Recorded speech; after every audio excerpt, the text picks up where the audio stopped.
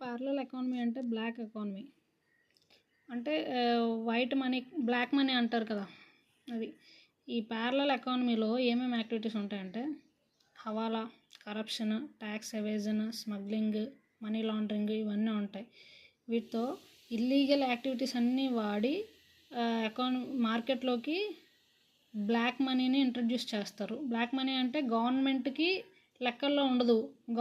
జనరల్గా మార్కెట్లో ఎంత అమౌంట్ ఉంది అన్నది రికార్డ్స్ ఉంటాయి, దానికి ఎంత ఉంది ఎంత లేదు అన్న ప్రతిదానికి క్యాలిక్యులేషన్స్ ఉంటాయి.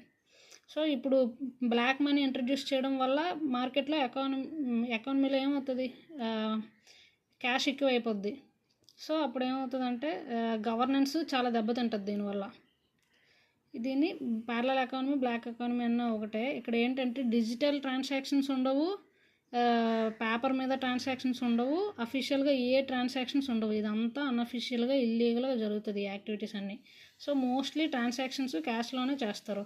హవాలా అంటే ఏంటంటే బయట మనీని ట్రాన్స్ఫర్ చేయడం, బయట కంట్రీస్ నుంచి మన కంట్రీకి, ఎందుకంటే కంట్రీస్ మధ్యన మనీ ట్రాన్స్ఫర్ చేయడం హ్యూజ్ అమౌంట్లో, ఇది హవాలా.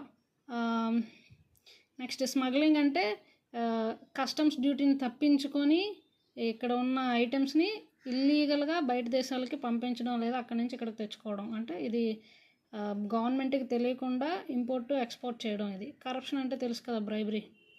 నెక్స్ట్ ట్యాక్స్ ఎవేజన్ అంటే ఇప్పుడు ఏదైనా చూపించి ట్యాక్స్ ఎవేజన్ అంటే ట్యాక్స్ ఎగ్గొట్టేయడం, కట్టకుండా ఏదో ఒక సాక్ చూపించి ట్యాక్స్ని కట్టకుండా తప్పించుకోవడం. ఇవి ప్యారలల్ ఎకానమీకి వేస్ ఎగ్జాంపుల్. ఇది ప్యారలల్ ఎకానమీ అన్న బ్లాక్ ఎకానమీ అన్న ఒకటే. ఇక్కడ బ్లాక్ మనీ జనరేట్ అవుతుంది, మోస్ట్లీ ట్రాన్సాక్షన్స్ క్యాష్ రూపంలో ఉంటాయి.